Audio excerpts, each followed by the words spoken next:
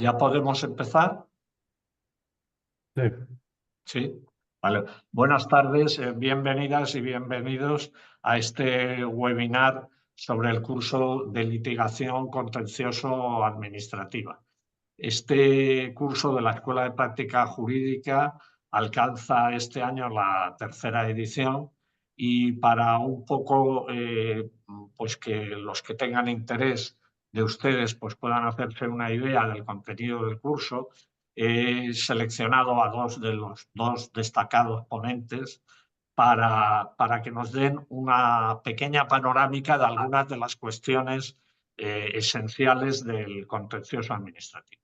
Antes de presentarlos y proceder a que ellos procedan a contarnos en un espacio de unos 20 minutos las cuestiones que consideren más importantes, sí que quiero decir que este curso pues realmente tenemos la fortuna de contar con una nómina de profesionales extraordinaria. Todos ellos ejercen la profesión bien de abogado, bien de magistrado, independientemente de que muchísimos de ellos también tienen experiencia docente, y el curso se articula en torno a la especialización. Lo que pretendemos es que tanto personas ya graduadas en Derecho o que son abogados en sus primeros años de profesión, como también personas que están en otras especialidades del derecho y tienen interés en el contencioso administrativo, puedan tener una panorámica muy detallada del proceso contencioso administrativo. Si nos hemos de fiar de las encuestas que los alumnos transmiten, pues creo que podemos llegar con mucho optimismo a esta tercera edición. Bien, hecha esta pequeñísima presentación, paso ahora muy brevemente a presentar. Los voy a presentar a las dos a la vez y luego ya ellos intervendrán. Y después de las dos intervenciones, si os parece bien, para así concentramos el acto, pues si alguna de las personas que están interesadas quiere hacer alguna cuestión o alguna pregunta a cualquiera de los ponentes, pues estarán encantados de contestar. Bien, en primer lugar tenemos a Alicia Millán. Alicia Millán es magistrada especialista de lo contencioso administrativo y sirve actualmente en el Tribunal Superior de Justicia de la Comunidad Valenciana. Es una persona que tiene una larguísima trayectoria y que además no solamente ha sido juez de lo contencioso administrativo antes de hacer la oposición de magistrado especialista, sino que en su momento también fue funcionaria de la Generalitat Valenciana y precisamente del cuerpo de letrados de la Generalitat, de manera que conoce los dos lados del asunto, ¿no? Tanto lo que es la defensa de la administración como lo que es la función jurisdiccional. Ella en los últimos años, aunque realmente domina el derecho administrativo, pero en los últimos años ha estado más especializada en materia de personal, que es una materia que, como todos sabrán, pues está en continua ebullición, ¿no? Con una evolución que hubiera sido, por ejemplo, en el tema de los interinos, que hubiera sido imposible, impensable hace solo 15 años, y por tanto creo que va a ser muy interesante los ejemplos que ella misma nos va a contar de asuntos recientes de los que ha tenido conocimiento.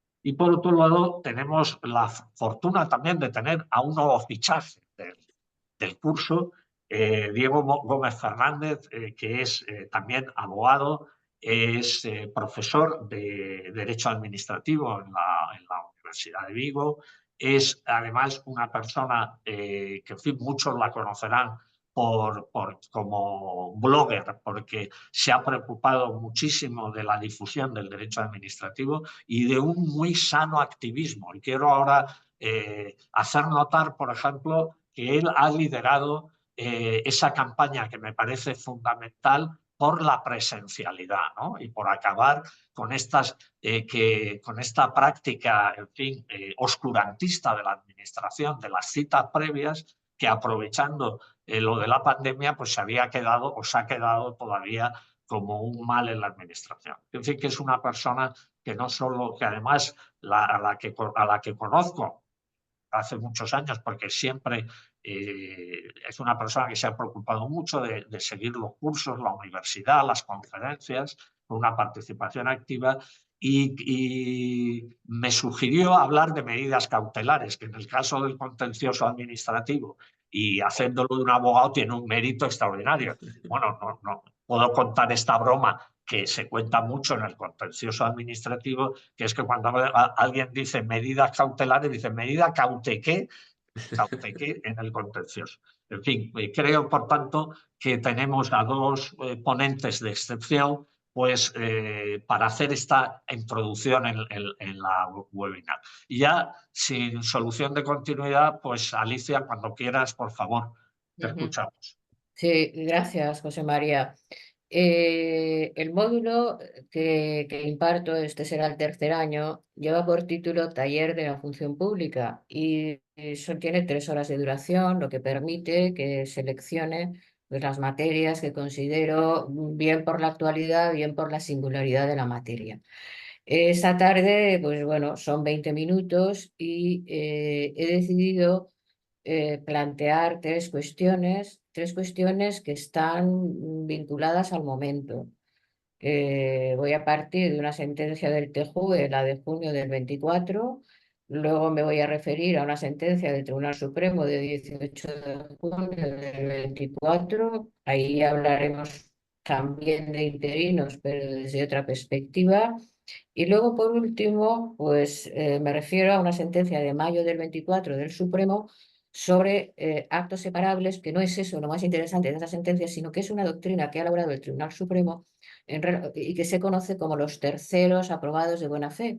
Entonces, bueno, un poco os explicaré, intentaré explicaros la evolución de esa doctrina y lo que yo considero que con esta última sentencia de mayo del 24, pues el Tribunal Supremo cierra de alguna manera el círculo. El primer tema entonces que voy a abordar son las consecuencias jurídicas que hasta esta sentencia del TJUE de 13 de junio del 2024 se anudaban con carácter general, siguiendo la doctrina de nuestro Tribunal Supremo, cuando se declaraba el abuso en una contratación de un funcionario interino.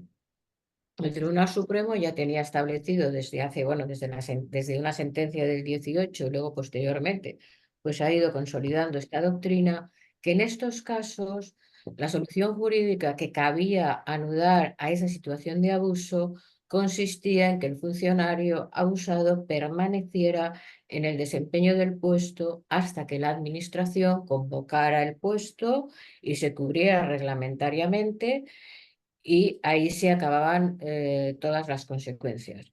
Es verdad que las sentencias decían que se podía reconocer una indemnización, pero esta indemnización tenía que venir referida a que se hubieran producido unos daños y perjuicios precisamente por ese tiempo en que este funcionario interino había venido desempeñando en fin, había desempeñado sus funciones con ese tipo de contratación temporal. A tal punto era una doctrina consolidada que desde hace 2 años el Tribunal Supremo ya no admitía los recursos de casación que se preparaban frente a estas sentencias. Y de hecho nosotros en el tribunal aquí en Valencia inadmitíamos las casaciones, se recurrían en queja y el Tribunal Supremo desestimaba las quejas porque ya había una doctrina, insisto, reiterada en la línea que he expresado. Bueno, esto era así, ya digo, hasta la sentencia del TJUE de 13 de junio del 2024. Además, esto se completó también con un auto del Tribunal Constitucional del año 23 que no admitió un recurso de amparo planteado frente a unas resoluciones de estas del Tribunal Supremo, pues bueno, por lo que razonó. Aunque es verdad que ese auto del Tribunal Constitucional tenía un voto particular, pero bueno, mayoritariamente el auto acordó que procedía a inadmitir el recurso de amparo. Esto, ya digo, era una situación consolidada. La sentencia del TJUE de 13 de junio de 2024 se dicta como consecuencia de 2 cuestiones prejudiciales que plantea un magistrado de lo contencioso de Barcelona, el juzgado contencioso número 17, y cuando se publica esta sentencia, pues yo creo que hay dos tipos de reacciones. La reacción del impulsor de esta cuestión prejudicial, que es el que representa a la mayoría de los funcionarios interinos en todos los tribunales del territorio, y que interpreta que con esta sentencia pues está claro que los funcionarios interinos tienen que pasar a ser equiparados a los funcionarios de carrera o a adquirir una condición de fijeza. Y por otro lado, pues tendríamos aquellos que sostienen todo lo contrario, que esta sentencia del TJUE pues no altera la situación y que bueno, poco vamos a avanzar. Bueno, hombre, la sentencia esta de junio del 24, yo creo que sí que dice más cosas, aunque sigue diciendo lo esencial, y lo esencial es que la cláusula quinta de la Directiva 1999-70 no resulta de aplicación directa. Y esto es lo que va a condicionar la respuesta en definitiva que se pueda dar. Esto ya lo había dicho y lo sigue diciendo en esta sentencia. Es cierto que en esta sentencia dice más cosas, porque en su parágrafo 91 pues habla de que la doctrina jurisprudencial y lo que se establece en la Ley 2021 para aquellos que no superen los procesos selectivos reconociendo una indemnización, pues que eso no es proporcional en definitiva, que se opone a la cláusula quinta. Pero el objetivo fundamental, el objetivo por otra parte legítimo de todos los funcionarios interinos que han obtenido ya una sentencia que se les declara esa situación de abuso, pues lógicamente lo que se pretende es que se les considere fijos, que se les considere funcionarios de carrera o en una situación asimilada. Y esto el Tribunal de Justicia dice que, bueno, que podría ser una medida adecuada siempre que no se oponga al derecho interno, lo cual es un gran dique de contención.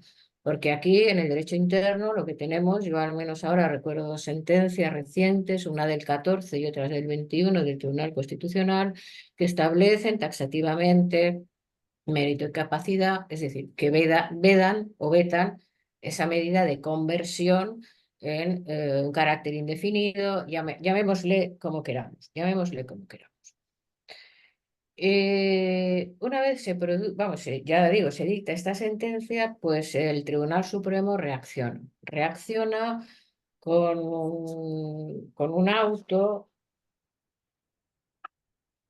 Bueno, con muchos autos, ya hay muchos autos, pero en fin, yo tengo aquí referenciado uno de 17 de julio del 24, donde admite ya la casación frente a una sentencia que declaraba el abuso y declaraba que la solución al abuso, la reparación del abuso, pues se conseguía con el mantenimiento en esa situación hasta que se cubriera el puesto. Y entonces ya dice que hay que replantearse de nuevo la cuestión a la luz de esta sentencia. Y establece como doctrina, como doctrina objetiva o sobre el que se pronunciará. La primera, pues yo creo que está ya resuelta, ¿no? Si para apreciar la existencia de utilización abusiva, pues es suficiente un criterio temporal de prolongación en la interinidad. Esto está ya resuelto y es en sentido afirmativo. Ahora, lo que ya no está resuelto es lo segundo y lo tercero. En caso de reconocerse la existencia de abuso, si cabe la asimilación de la solicitud de nombramiento como funcionario fijo o equiparable como medida adecuada al derecho nacional para sancionar el abuso en la temporalidad. Y luego, si esto no fuera posible, sí sería una medida adecuada, una indemnización y qué parámetros se deberían de tener en cuenta para fijar esa indemnización. Ya digo que además de este auto que yo cito aquí, hay otros.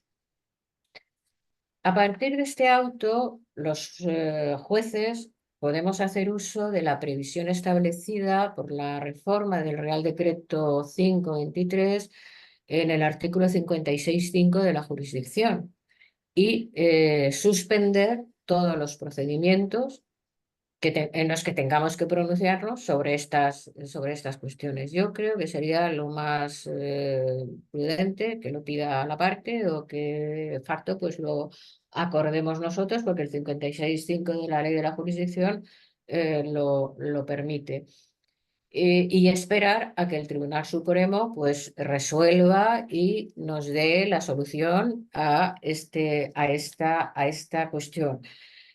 No conozco que los TSJ hayan dictado muchas sentencias, tras la sentencia esta del TJUE. Nosotros sí que hemos dictado una, y yo diría que hemos sido tímidos en las medidas equivalentes o proporcionadas, pero claro, el juez no es el legislador y tampoco nosotros podemos innovar ni podemos crear figuras que no vengan previstas en el ordenamiento jurídico. Por eso yo creo que ahora, permitiendo ya la ley de la jurisdicción esperar a la solución que dé el Tribunal Supremo, pues sería oportuno que se fijara la doctrina legal cuanto antes y que ya pudiéramos a partir de ahí ir resolviendo los asuntos. Eh, Sobre esto, pues podría extenderme mucho más, podríamos hablar también de la sentencia de febrero que afectaba a los laborales, que la sala social a su vez ha planteado otra cuestión prejudicial. Es que es un tema, bueno, pues que da para mucho. El segundo tema que quería yo hacer una pequeña reflexión también está relacionado con los funcionarios interinos, pero aquí ya no se refiere a la cláusula quinta, sino a la cláusula cuarta, las condiciones objetivas, a las condiciones en el desempeño de trabajo, que no puede haber discriminación entre el funcionario interino y el funcionario de carrera por la mera razón de la naturaleza de su relación. El tema al que me refiero es la consolidación del grado por los funcionarios interinos. Tuvimos un primer bloque que ya está muy resuelto y que se refería a la carrera profesional de los funcionarios interinos. Yo creo que esto está ya agotado. Agotado porque ya el Tribunal Supremo ha resuelto y los TSJ ya resolvimos hace tiempo.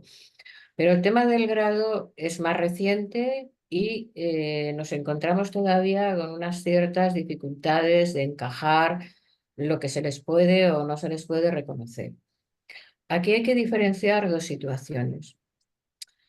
Cuando desde la posición de funcionario de carrera se pide la consolidación del tiempo en el que se estuvo prestando los servicios como funcionario interino, 2 años o 3 con interrupción, porque era un complemento superior al que se desempeña ahora como funcionario de carrera. Esto se ha resuelto por el Tribunal Supremo y dice que sí, que se puede, en fin, que no hay ninguna dificultad para solicitar para que se produzca esta consolidación, siempre que se esté en el intervalo de niveles del cuerpo en el que haya ingresado el funcionario interino como funcionario de carrera. Digamos que esta primera situación planteará más cosas, pero de momento la tenemos más o menos ya definida. El segundo punto se da cuando el funcionario interino, que sigue siendo funcionario interino, solicita el reconocimiento del grado. Y aquí nos encontramos con dos resoluciones. Una, que es una sentencia de 18 de junio del 24, muy reciente, y que puede inducir a una cierta confusión, pero que yo creo que no. Yo creo que la sentencia lo que intenta es explicar de una manera lo más detalladamente posible por qué resuelve lo que resuelve y que viene a decir que en los casos en que se llegue o se alcance la conclusión de que hay una situación de abuso, sí que cabe ese reconocimiento o esa consolidación de grado cuando se haya prestado, bueno, los 2 años, en fin, la teoría general.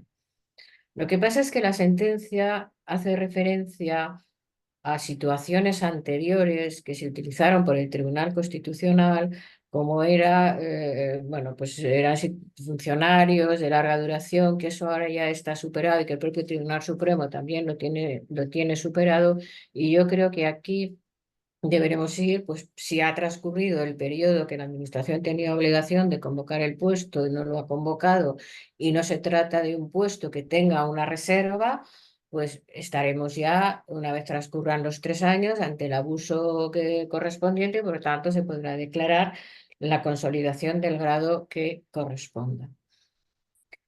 Sin embargo, hay un auto que admite otro recurso de casación que es de 26 de enero del 24 y que está sin resolver y que se refiere a estas mismas situaciones, cuando siendo funcionario interino se solicita la consolidación de grado.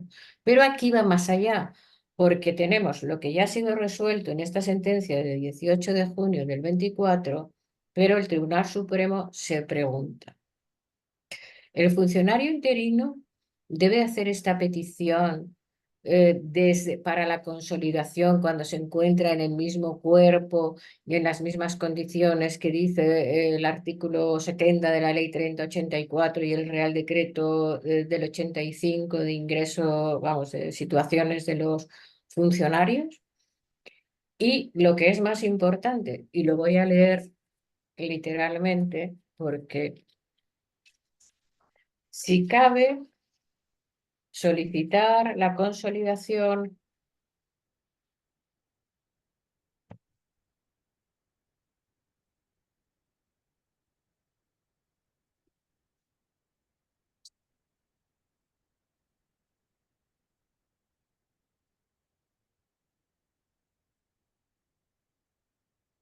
de un determinado, está condicionada al mantenimiento de la relación profesional en el mismo cuerpo o a la adquisición de un nuevo nombramiento interino en dicho cuerpo. Claro, esto hay que entenderlo, que podemos reconocer un grado a un funcionario interino y que posteriormente cese en el puesto donde se le ha reconocido ese grado y que sea nombrado para otro puesto como funcionario interino, y el funcionario interino pues diga: no, no, mire, es que yo ya vengo con el grado consolidado del anterior puesto que desempeñé como funcionario interino. Como vemos, pues se van a producir situaciones muy casuísticas y el tema pues todavía está abierto a muchas interpretaciones, y finalmente pues ya veremos lo que el Tribunal Supremo vaya resolviendo al respecto.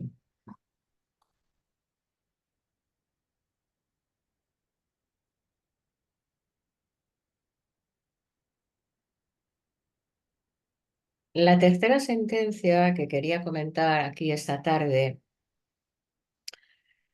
viene referida a qué pasa con los actos preparatorios de procesos selectivos para ingreso de personal laboral en la administración pública.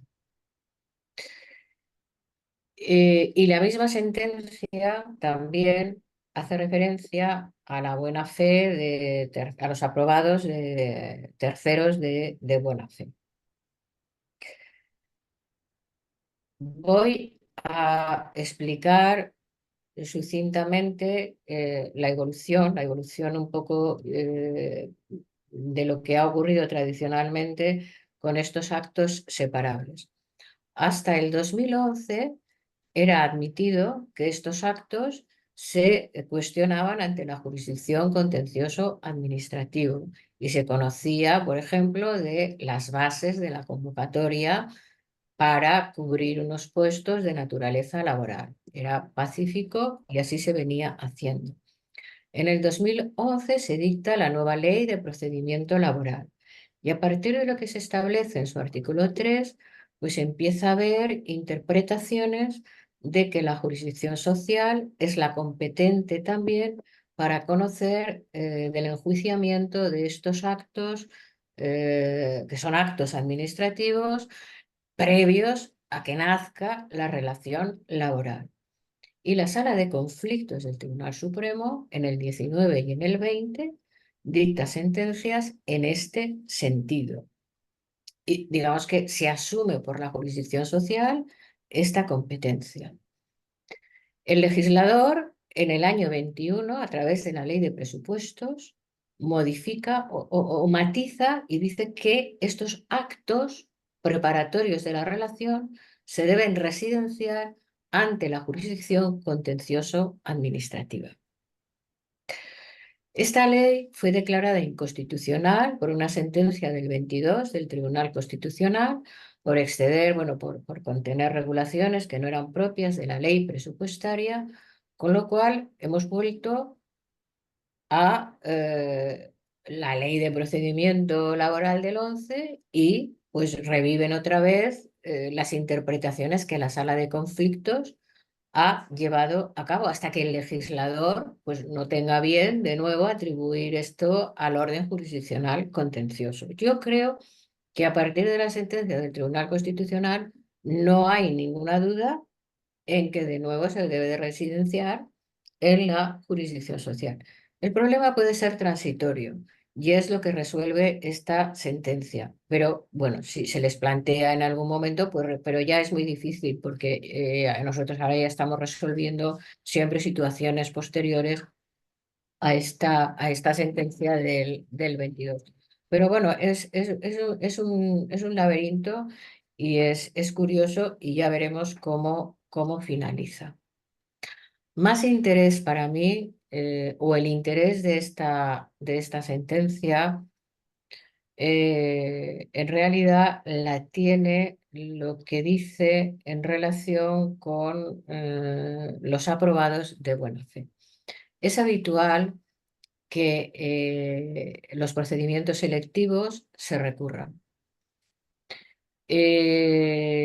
Por los tiempos de recursos administrativos, de recursos judiciales, suele haber una gran distancia temporal entre el momento en que finaliza el proceso y se nombra a los aspirantes que han superado el proceso correspondiente y el momento en que se dicta la sentencia, anulando en ocasiones ese proceso.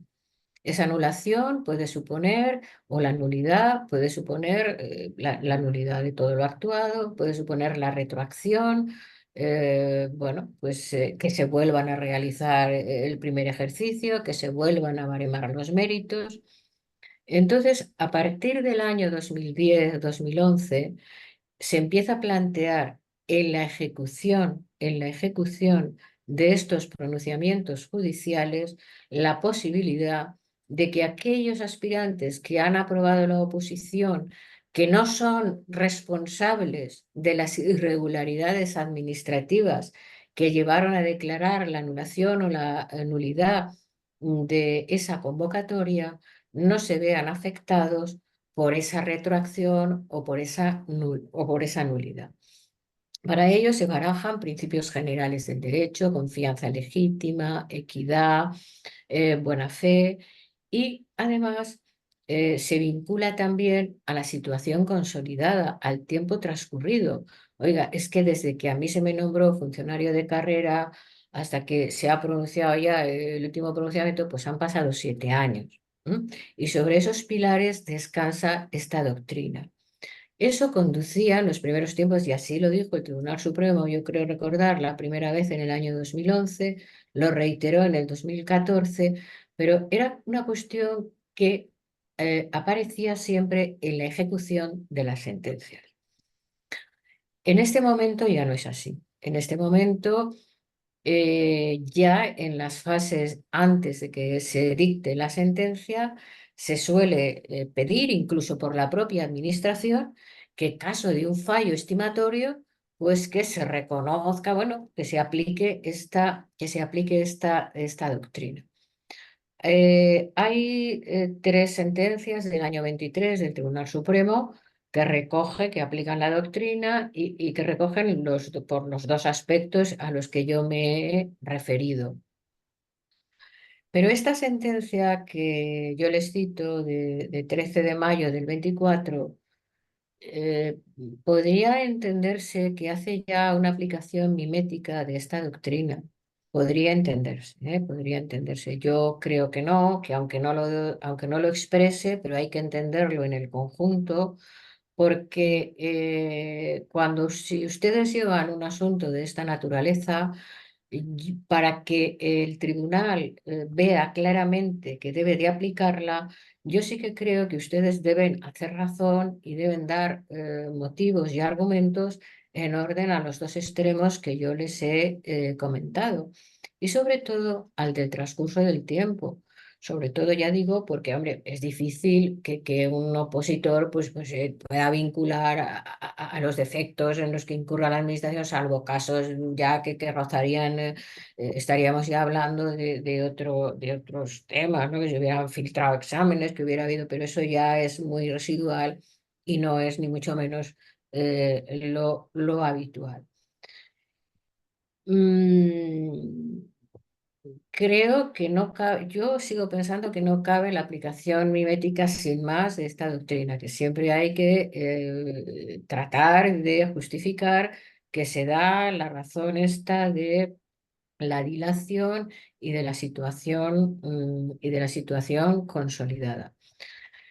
Claro, estamos ya viendo cuestiones que ahora ya no es que nos lo planteen en la fase de la sentencia, cuando tú vas a anular todo el proceso selectivo. Es que incluso ya nos piden que cuando se trata, por ejemplo, de un primer ejercicio solo, o sea, no ha acabado la oposición, pues ya se pide que se le respete ese primer ejercicio.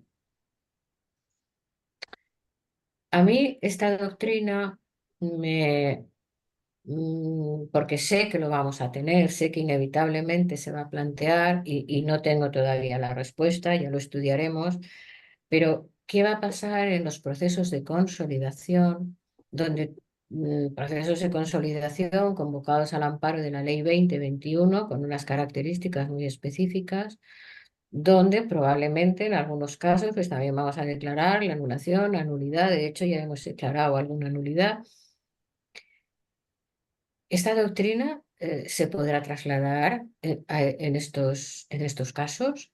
Bueno, pues ya iremos viendo, porque fíjese, y ahora voy también aquí a recordar un pronunciamiento de este mismo año del Tribunal Supremo, que ha declarado que en estos procesos de consolidación extraordinaria se debían de reservar las plazas correspondientes para el turno de discapacitados, que muchas convocatorias, la mayoría, no lo han hecho. Vamos a ver cómo ejecutamos eso. Seguro que habrá más de una manera de ejecutar. Pero digo porque, bueno, esto se trata de una creación doctrinal del Tribunal Supremo que surge en la ejecución de sentencias, luego pasa a la parte declarativa ya de la propia sentencia y vamos a ver la evolución que pueda tener. Yo seguiría hablando y seguiría contándoles, pero ya en fin, he agotado los temas y espero que me hagan alguna pregunta y que podamos tener un intercambio de opiniones. Muchas gracias. Muchas gracias, Alicia. Diego, cuando quieras. Muchas gracias, José María. Muchas gracias también por tus palabras del inicio. Y vamos al saco, que tenemos poco tiempo. Voy a poner el cronómetro para no pasarme demasiado. Decías un poco antes de broma lo de Cautequé, y a mí me gusta mucho cuando hay realmente esa sensación, ¿no?, que tenemos, sobre todo los abogados, ¿no?, de desestimación, si no digo masiva, ¿no?, de muchas medidas cautelares, es ver lo que hay de verdad detrás, ¿no? Y para esto tengo un libro maravilloso en el que, por cierto, José María, tienes un artículo muy bueno, Los retos del contencioso administrativo, que es publicado por Tiralo Blanc, que se llama La jurisdicción contencioso administrativa ante la encrucijada de su reforma, en donde la profesora Lucía Casado hace un análisis estadístico, ¿no?, de lo que son la estimación de las medidas cautelares, ¿no? Lo hace reservado a lo que tiene datos, que son la Audiencia Nacional y los Tribunales Superiores de Justicia. Y claro, lo que sale de ahí es que el porcentaje, hace un estudio entre el 2016 y 2021, y lo que sale es que el porcentaje va cayendo, es decir, la estimación de las medidas cautelares son cada vez menores, quedándose en los tribunales superiores de justicia como media en un 43%, bueno, no está mal, se acerca a 50%, y en la Audiencia Nacional, en la Sala de lo Contencioso, en un 10,46%, lo cual absolutamente es una vergüenza, ¿no? Porque una cosa es que uno tenga derecho o no, pero, hombre, qué raro, ¿no? Que haya esta diferencia tan grande. A ver si va a tener que ver con la administración enjuiciada, ¿no? Entonces, claro, yo me pregunto cuál pueden ser las causas, que pueden ser varias, ¿eh? Tampoco, simplemente he escogido algunas de las que quería hablar y creo que son interesantes. Y una de ellas, lo comentábamos antes de empezar, es la variable del tiempo. Y la variable del tiempo que tienen los jueces para resolver. Así como ese tiempo condiciona todo. En el fondo del asunto lo condiciona porque si un juez tiene poco tiempo para resolver un asunto y en la jurisdicción contenciosa tiene un expediente administrativo con informes que le dicen que eso está bien, cuanto menos tiempo tenga, más incentivos habrá para la confirmación del acto recurrido. Y con lo que pasa, con las medidas cautelares, pasa un poco lo mismo, ¿no? Porque, por ejemplo, hay una cuestión crematística, retributiva, hay un reglamento, el 2/2018, de retribuciones variables de los magistrados, en la que se establece que si tú llegas a un 120%, ¿no?, de tu rendimiento, cobras una retribución variable, que seguro que es una miseria, claro, como todo esto.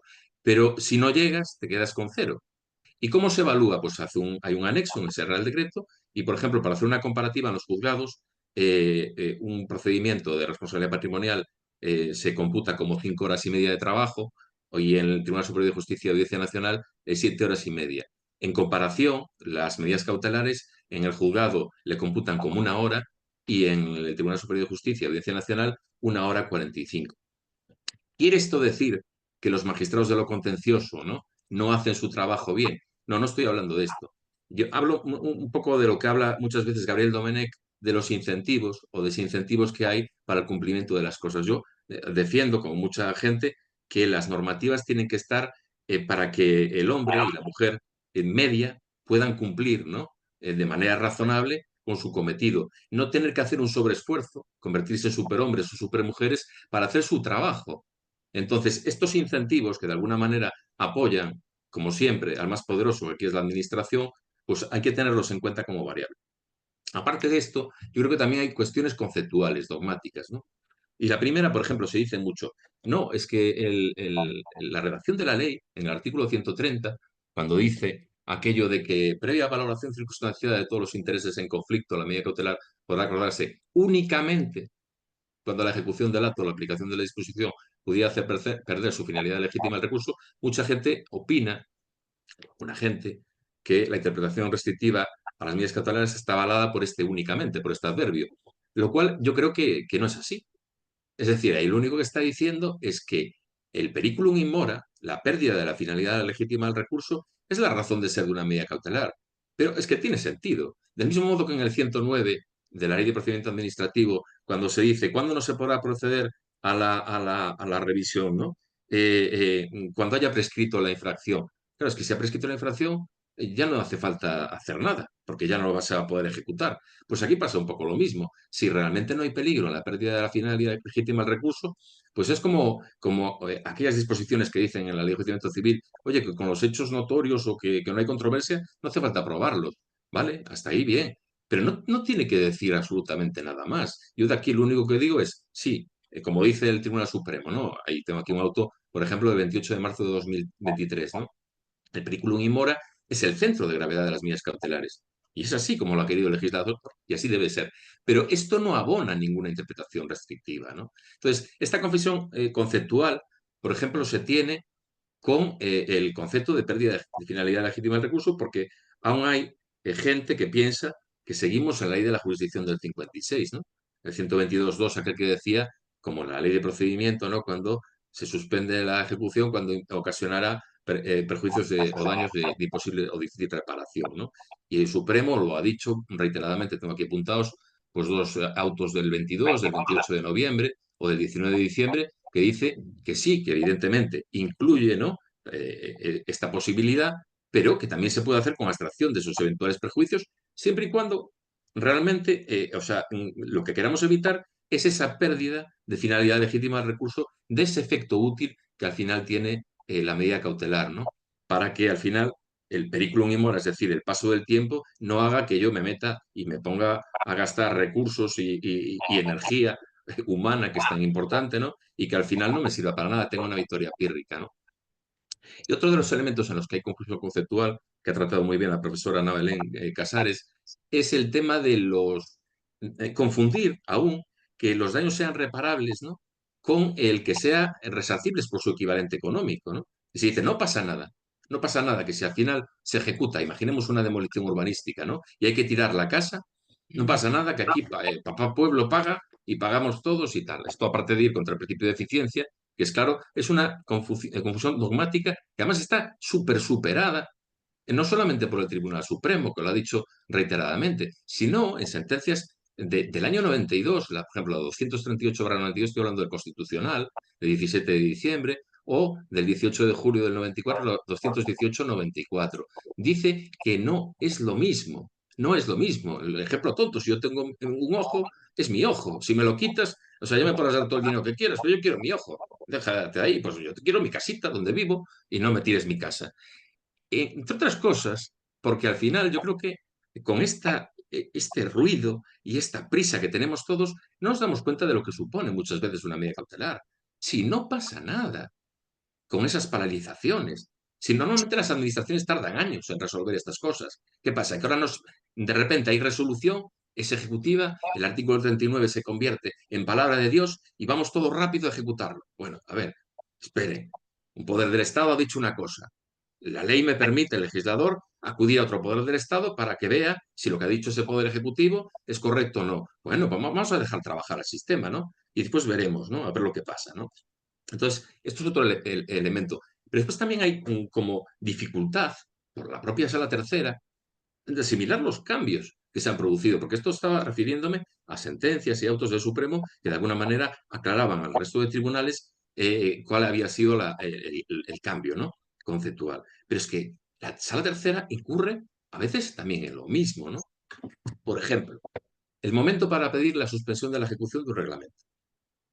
O sea, comenté en el blog el auto de 12 de septiembre del 2023 en la que le deniegan una medida cautelar al Consejo General de la Abogacía Española porque había pedido la medida cautelar en la demanda, en lugar del escrito de interposición. Fijaos en lo que dice el artículo 129.2. Si se impugnara una disposición general y se solicitara la suspensión de la vigencia de los preceptos impugnados, la petición deberá efectuarse en el escrito de interposición o en el de demanda. A ver, ¿hay alguien que no entiende lo que dice aquí? ¿En el de interposición o en el de demanda? Pues en ese auto, refiriéndose a muchos autos anteriores, estamos hablando que la ley de la jurisdicción entró en vigor en el 99, la nueva. Auto del 15, del 16, del 18, del 22, del 23, y este que comentaba del 23 también. Y lo justificaba, decía, bueno, claro, es que claro, como una disposición general afecta a mucha gente, pues es muy importante que se suspenda ya al principio, ¿no? Y otro argumento que daba es que, bueno, no pasa nada, porque en todo caso, como te queda la impugnación indirecta de los actos de aplicación, tú puedes impugnar esos actos y no hay una vulneración de la tutela judicial efectiva. Antes de entrar con estos dos argumentos, que me parecen peregrinos totalmente, lo que tendríamos que ver es cuál es la ley que es de aplicación y si ha cambiado algo, ¿no? Veíamos antes cuál era la interpretación literal, que es clarísima, pero es que aún encima, si tú te vas, tiras del hilo y ves la interpretación, digamos, auténtica, cuál es la evolución legislativa, en la tramitación de la ley de la jurisdicción actual se empezó, igual que en la ley del 56, que se interpretaba, ¿no? Se decía que debía, o se interpretaba en la redacción actual, anterior, perdón, en que debía hacerse en el momento de inicio del proceso, ¿no? Y así se planteó en el primer proyecto, ¿no? Después hay una enmienda del PNV que intenta que de alguna manera se pueda hacer en cualquier momento del proceso y se hace una transacción. Y como consecuencia de transacción, se acaba con la redacción actual diciendo que podrá efectuarse en el caso de las disposiciones generales, en el escrito de interposición o en el de demanda. Es decir, los otros casos que puedes pedir en cualquier momento, ¿no? Lo dice el apartado primero, pero en los casos de disposición general lo que hace es limitarlo a unos momentos determinados, pero no lo limita al escrito inicial, lo limita a la interposición o al de demanda. Es decir, ha habido una modificación legislativa y esa modificación legislativa los juzgados y tribunales están obligados a cumplirla. Y como no, como primer, digamos, el más alto intérprete del derecho, el derecho ordinario, que es el Tribunal Supremo, ¿no? Pero los argumentos que daban, que os decía antes, que me parecían peregrinos, esto de que al principio, no hay que hacerlo al principio porque si no se pueden causar muchos daños. A ver, vamos a ver. A ver, una disposición general, como cualquier acto administrativo, tiene una presunción de validez, ¿no? Entonces, si se supone que lo han aprobado, no se puede cargar la culpa en el recurrente, ¿no? Si el que lo ha aprobado lo ha hecho mal, échele la culpa a la administración que lo ha aprobado, no al ciudadano que ha llegado tarde. Y en todo caso, como digo, ya establece el legislador una limitación y es esa limitación la que debemos de cumplir, ¿no? Aparte, bueno, aquí se aplicaría el viejo aforismo, ¿no? Donde la ley no distingue, nosotros no debemos distinguir, no, no dice escrito iniciador del proceso, dice interposición o en el de demanda, ¿no? Y después ese tema de que puede recurrir los actos de aplicación, es que eso va en contra absolutamente. Es una infracción del principio, ¿no? Del derecho a la tutela judicial efectiva como la copa de un pino. ¿Por qué? Porque el derecho a la tutela judicial efectiva, efectivamente, la tutela cautelar forma parte de ese derecho. Estaríamos hablando en esa interpretación, que yo creo también es errónea, yo aquí tirando dardos contra todo el mundo, del constitucional, ese doble canon de constitucionalidad que dice, bueno, cuando es acceso a la jurisdicción, el canon de proporcionalidad, cuando es en recurso, canon de arbitrariedad. Pero con el mero canon de proporcionalidad nos vale, porque es un acceso a la jurisdicción de la tutela cautelar, pero acceso a la jurisdicción, porque lo que le ha pasado al Consejo General de la Abogacía es que su pretensión cautelar se ha quedado sin juzgar, porque se le han inadmitido, ¿no? Con lo cual, evidentemente, están vulnerando su derecho a la tutela judicial efectiva. Domenech, a que citaba antes, en una hora que no sé dónde la saqué, que ahora no lo tengo aquí entrecomillado, decía que, bueno, hay sentencias como la 160-85 o 32-91 del Tribunal Constitucional que dice claramente que la posibilidad de impugnar actos de aplicación no sana la vulneración del derecho a la tutela judicial efectiva por haberte impedido, ¿no? La tutela cautelar sobre la disposición general, sobre el reglamento, ¿no?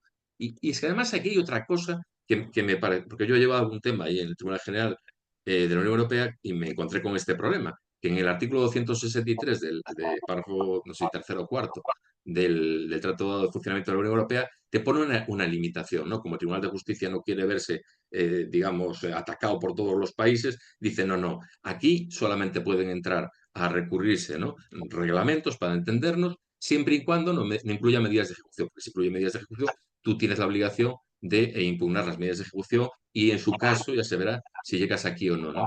Pero es que el artículo 129 de la Ley de la Jurisdicción no dice eso. Y debemos de cumplir al legislador. No hay una redacción similar como esta del 263, párrafo cuarto del Tratado de Funcionamiento, ¿no?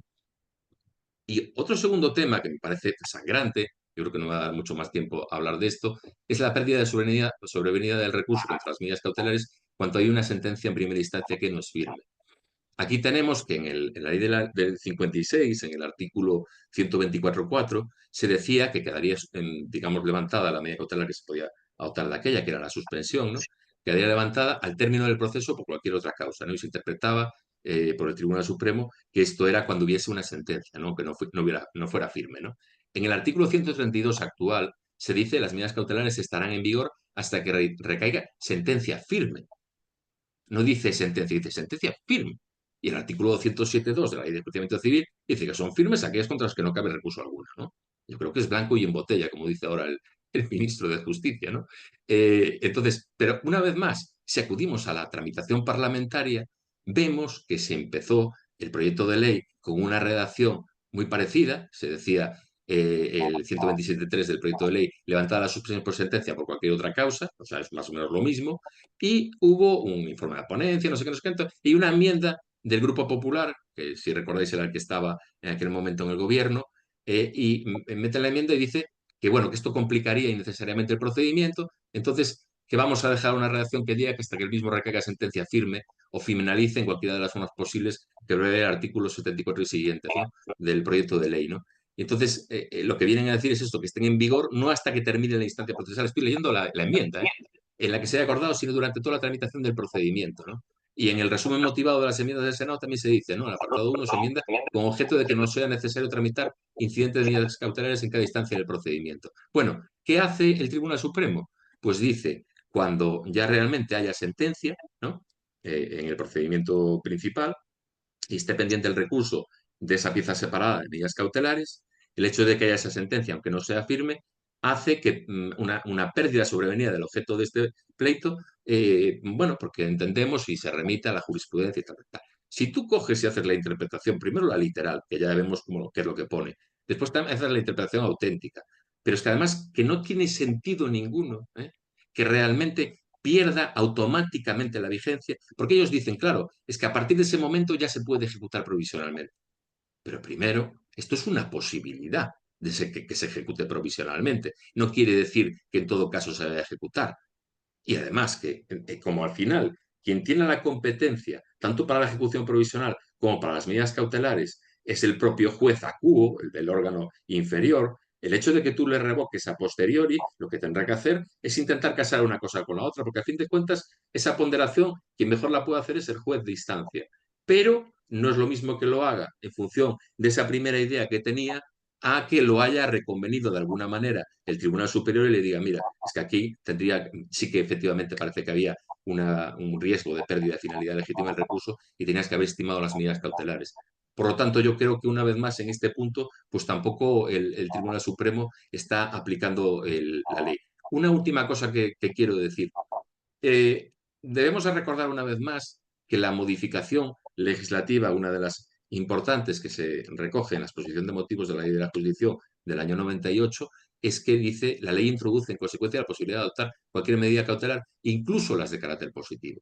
Entonces, yo me decía antes José María, ¿cautequé? Bueno, es lo mismo que medidas positivas. Pues ¿y qué?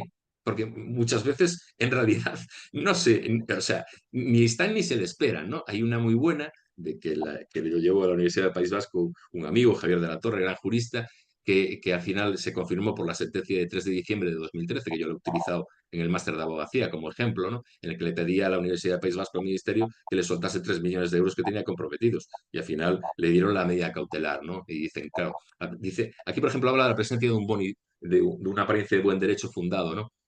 Pero es cierto, por ejemplo, hay una sentencia que dio Eduardo Calvo el 17 de enero del 2011 que habla también del periculum in mora, ¿no? Porque, a fin de cuentas, como veíamos, es el elemento, ¿no? En la pericia de buen derecho no quiero entrar ahí porque no me da tiempo, es una cosa residual, pero sí que se utilizan ambas cuando estamos hablando de medidas positivas, pero no siempre, quiero decir, lo que dice, por ejemplo, Calvo aquí dice, es indudable cuando se postula medida cautelar positiva, la valoración de las circunstancias concurrentes para determinar su procedencia reviste un perfil singular, en particular en lo que se refiere a la percepción del periculum in mora, y ello porque la adopción de la medida no supone el mantenimiento de la situación existente, sino su modificación. De manera que puede ser precisamente la adopción de la medida y no su denegación la que haga perder al litigio su finalidad. Por lo tanto, este es uno de los elementos. Pero, por ejemplo, nos encontramos en otras, como hay una sentencia, yo comenté una en el blog del Supremo del año 22, pero tengo, por ejemplo, aquí una más reciente, del 6 de junio del 2024, que son a raíz del tema de si se debe mantener como medida cautelar la no expulsión de las personas que han solicitado el asilo aunque se lo hayan denegado, ¿no? En virtud de una sentencia del Tribunal de Justicia de la Unión Europea del 17 de diciembre del 2020, el asunto Nandi, entonces al final concluyen ahí que esa apariencia de buen derecho, que esa aplicación de la Directiva 2013/32 obliga no solamente a mantener que no se le expulse, sino que incluso que pueda seguir desarrollando tu labor, ¿no? El trabajo, lo que sea, hasta que se resuelva definitivamente el litigio, ¿no? Entonces, y una última cosa en relación con esto que me pareció bastante, digamos, peculiar, es dos autos. Uno del 15 de enero del 2016 que dice, ya sabemos que hay una imposibilidad de entrar en el fondo del asunto, ¿no? En todas estas materias. Pero, por ejemplo, lo que dice en relación con esto, quería leerlo, dice, la medida cautelar positiva que se pide en tales casos puede sin duda anticipar el fallo, lo que ocurrirá solo de forma provisional y reversible. Si así no se admitiera, carecería de sentido que la ley permitiese con carácter general las medidas cautelares positivas, porque éstas, de una u otra forma, al asegurar la futura efectividad de la pretensión del demandante, siempre anticipan material y provisionalmente y en todo o en parte el triunfo momentáneo de la pretensión ejercitada. Y para finalizar, este otro de 8 de marzo del 2012, que en relación con la prohibición que evidentemente que existe en el artículo 71.2, ¿no? A lo que es al Poder Judicial de establecer el contenido discrecional de las disposiciones generales, lo que dice aquí, por ejemplo, es que en este caso se estima, porque había habido también una sentencia antes, un tema energético, y dice la respuesta cautelar de la sala no llega a tal extremo y se limita a declarar que de modo cautelar y en tanto se dicte sentencia, la fijación de los peajes de acceso establecidos por la orden impugnada debe ser complementada ante unos costes, ¿no? Y dice, no corresponde al tribunal precisar la cifra adicional cuyo cálculo singularizado compete al Ministerio de Energía. Y cita precisamente que el artículo 71.2 no les impide hacer esto. Bueno, pues nada, acabo que ya me he pasado. Muchas gracias. Muchas gracias, Diego. No sé si hay cuestiones planteadas. Javier. He visto por ahí una, pero que han resuelto de si cabe plantear como garantía en las medidas cautelares una hipoteca unilateral. Por supuesto, cabe plantear cualquiera. Otra cosa es que la acepten, claro. Lo que diga la parte contraria, pero vamos, no hay limitación en las garantías. Eso lo he visto que lo han planteado. No sé si ahora lo veremos, a lo mejor si hay alguien que quiera. Bueno, que alguien se anime, ¿eh? Sí. No seáis tímidos, tímidas. Yo tenía una pregunta para Alicia, por si no, porque en todo este tema de los interinos, que me pilla muy, muy lejos, ¿no?, de mis ocupaciones habituales, pero creo que es un ejemplo fantástico de cómo el derecho de los consumidores, ¿no?, de cómo ha cambiado todo el derecho a la función pública. La pregunta concreta es, al margen de lo que resuelva el Supremo respecto a qué tipo de indemnización debería darse, puesto que la sentencia del TJUE de junio de 2024 sí que dice explícitamente que las que había establecido la ley como medidas compensatorias de que te pudieras presentar y si no te presentabas, esas son incompatibles. Entonces, independientemente de lo que decida el Supremo, puede haber casos en los que el objeto de la pretensión sea justamente la anulación. Es decir, alguien que han echado de la función pública porque no se ha presentado al examen, ¿no? Sí. Y lo que pretende es la anulación, eso en principio, a salvo estudiarlo, sí que estaría cubierto con esa sentencia, porque no dice nada de cuáles sean las consecuencias. ¿Sabes lo que? No, si se abre un abanico de De múltiples muchas posibilidades. y la circunstancia además es que la mayoría, por ejemplo, de las demandas que tenemos y que resolvemos, el funcionario interino no ha sido cesado, sigue desempeñando. Entonces, claro, ahí es donde esta doctrina, ¿verdad? Pero que bueno, que el TJUE ha dicho claramente que lo que estaba sosteniendo el Tribunal Supremo pues no se ajusta a la directiva y lo de la Y la ley española, y la ley española. Claro, claro. Con lo cual, pues sí, hay que... Claro, ya me refiero en el caso se hace. de gente cesada, Sí, sí, ya se le ya, aplicaría directamente el efecto anulatorio, al claro, margen de lo que en su día decida el Supremo. pueda resolver en orden a qué A- concepto y en qué, a- y qué parámetros se han de tener en cuenta, porque claro, igual no es lo mismo 5 años de abuso que que 40. 25, que los hemos visto, que los hemos visto. Sí, de 40 años, sí, sí, sí. Eh, De hecho, la mayoría antes se jubilaban, con lo cual no había bueno, pleito. claro, hemos tenido asuntos, efectivamente, Están que el jubilados. médico, tal, el farmacéutico, pues hasta lo han jubilado siendo funcionario interino y estaba pues desde los 30 años. Son situaciones asombrosas. Pero sí, sí, aquí es un supuesto, como tú has dicho también, donde pues tenemos por una directiva que no se ha traspuesto, que cuando se ha traspuesto pues no se ha hecho bien y bueno, no sé cómo pues una interpretación del TJUE, la interpretación del Tribunal Supremo, intentando ser respetuosa con el derecho nacional y bueno, ya veremos dónde nos lleva esto. Creo que alguien... Porque, bueno, perdón, no, es que creo que alguien la opinión que no exista cuando se ha suspendido en el... ¿qué opinión os merece, dice César, a todos? Bueno, más para Diego. ¿Qué opinión os merece que no exista una continuidad sin garantías en el ámbito jurisdiccional cuando se ha suspendido en el ámbito administrativo de forma automática? Por ejemplo, sanciones tributarias. Claro, pero a ver, en estos temas es lo de siempre, la suspensión o no, si es suspendido de manera automática. Me da un poco de miedo hablar del tributario, porque sabéis que tiene algunas diferencias importantes en algunas cosas, se ha convertido casi en un derecho especial, ¿no? Y no es el mío y no quiero. Pero un poco con las sanciones en general, sabéis que hay dos cosas, es decir, si se produce la suspensión automática ha sido porque la administración no ha hecho lo que tenía que hacer, que resolver en el plazo del mes que tiene, ¿no? Para desestimar la suspensión, ¿no? En el tema de las garantías o no, ¿no? Entonces se ha producido sin garantías problema de la administración. Sabéis que ahora en el artículo 90 de la ley de procedimiento, ¿no? Se establece lo que ya establecía de alguna manera antes la jurisprudencia, incluso constitucional, que si no hay si hay esa petición de suspensión, hasta que no resuelva, ¿no? El juez cautelar, ¿no? De la justicia cautelar, no se puede ejecutar, ¿no? Entonces, pero claro, también sabemos que en temas de sanciones y cosas así, lo más probable en el caso de darle, claro, ¿cómo se justifica la pérdida de la finalidad legítima del recurso, ¿no? Ese es un tema delicado, ¿no? Porque claro, en muchos casos se dice, oiga, mire, usted abone y después solve repete, después pida, ¿no? Y reclame. Entonces, claro, estamos en lo de siempre, ¿no? En el Estado por un lado y el ciudadano por otro. Sí que es cierto que igual debería de haber, que yo he visto una sentencia que no lo considera, tener en cuenta la situación económica del infractor, ¿no? Del presunto infractor. No es lo mismo de 3.000 euros para una persona jubilada sin pensión contributiva, ¿no? Que para una persona o para una empresa, ¿no? Que a fin de cuentas es un problema de garantía, ¿no? De aval. No sé si te he respondido o no, o he hecho aquí lo del abogado, de hablar mucho y no decir nada.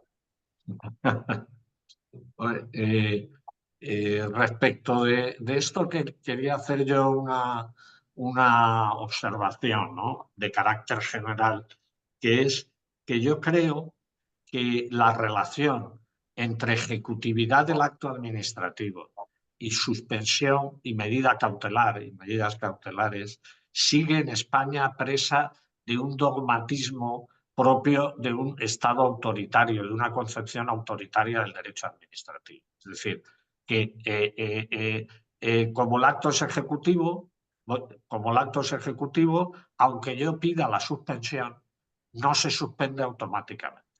Es cierto que el Tribunal Constitucional, en dos sentencias de su día relativas a sanciones administrativas, que todos los abogados españoles citamos sin éxito ante la Administración, dice: el derecho a la tutela judicial efectiva exige que antes de que se pronuncie el juez cautelarmente no se puedan adoptar medidas ejecutivas. Pero lo cierto es que en la práctica, salvo en supuestos de sanciones, en muchísimos casos, el ayuntamiento correspondiente, la administración correspondiente. Y yo creo que esto viene de la idea de la ejecutividad del acto administrativo como acto administrativo que era el Sancta Sanctorum, porque en definitiva el acto administrativo, que era la concepción de Otto Mayer, era como una especie de sentencia. Oiga, esto ya está decidido por la autoridad, usted recurra y ya veremos si suspende. Yo creo que esta concepción es una concepción anacrónica que deberíamos superar. Es decir, y debería irse a una concepción que es justamente la contraria. Cuando se recurre en el contencioso administrativo, y si hay que limitar el plazo del contencioso administrativo en vez de 2 meses a 1 mes, hágase. Se recurre al contencioso administrativo y se pide una medida cautelar, debe tener el efecto de impedir la ejecutividad del acto administrativo. Y si la administración considera que hay un interés irreemplazable, lo debe pedir al juez, que es lo que en muchos ordenamientos jurídicos europeos existe. Pero es que esto es una manía mía, pero en fin, aprovecho ahora aquí este foro, es que no hemos renovado profundamente el derecho administrativo con arreglo a una concepción democrática y constitucional de tutela de derechos, sino que hemos colgado de la percha dogmática antigua, de la antigualla autoritaria, de un derecho administrativo autoritario que tuvo su razón de ser y que existía en toda Europa. Existía en toda Europa hasta los años, mediados de los años 50, no solamente en España, en Alemania, en Italia, todas las leyes, la modernización del contencioso empieza a mediados de los años 50 nosotros. Pero que en España se ha mantenido por las circunstancias políticas y que yo creo que lleva a situaciones absurdas como esta que decimos. Es decir, de que en el fondo, esa concepción revisora del contencioso sigue pesando. Pero bueno, no me quiero extender porque esto es una pequeña obsesión mía, pero yo creo que, por ejemplo, en las medidas cautelares, esa concepción autoritaria sigue lastrando. De ahí únicamente que casi todos los autos lo ponían en mayúsculas. Únicamente, eso tenía mucha gracia. Fue un modelo que hizo fortuna. Puedo, Sí, claro, claro. brevemente. Yo he escuchado con mucho interés a Diego y también a ti y acepto la crítica.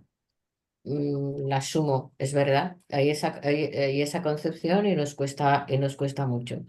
Si a eso le unes la duración media de un proceso que va en contra también del que recurre, pues es un cóctel Sí. que hay que ponerle alguna solución, claro. Pues hay alguna cosa que creo... Que la ley es manifiestamente mejorable. Hay que empezar por ahí. Pero sin tocar la ley, yo creo que también hay alguna otra confusión conceptual.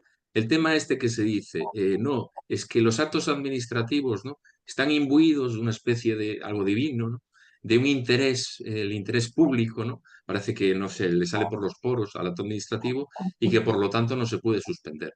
Y claro, yo ahí, o sea, incluiría algún elemento.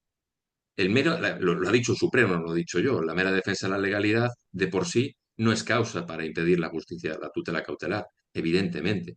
Porque además, que esto ya venía de la exposición de motivos de la ley de la jurisdicción del año 56, hablamos de concepción autoritaria, de aquella ley tan buena, ¿no?, obra de mucha gente, pero bueno, creo que era sobre todo profesores Balbé, González Pérez, ¿no?, que hicieron un gran trabajo.